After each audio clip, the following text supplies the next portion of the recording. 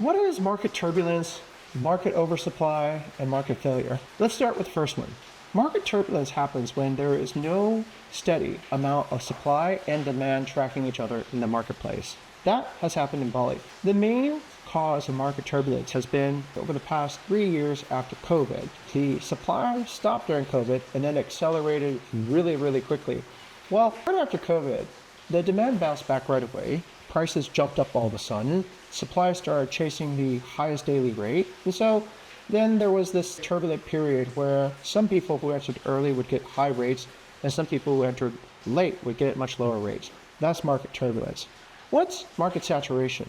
Market saturation happens when there's too much available supply. But is that really the case? Based on our analysis, not really. The market oversupply situation only applies if you are not correctly thinking about how to operate and manage the property. Well-managed properties that focus on ranking don't really actually deal with that much problems on market saturation.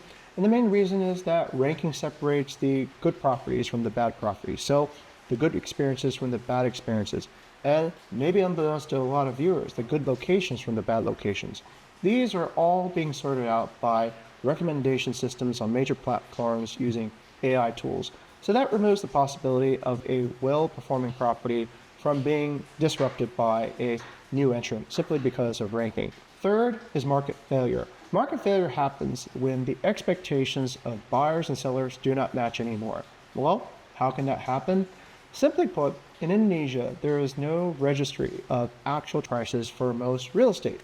So this lack of transparency for the actual price leads to, at best, guesstimates for what actual prices of villas, guest houses, and hotels actually are, which then leads to divergent expectations. What do I mean by that? It means that buyers are no longer willing to pay anymore, so their bid offers start dropping, while sellers, not actually seeing this happening, start expecting higher and higher selling prices.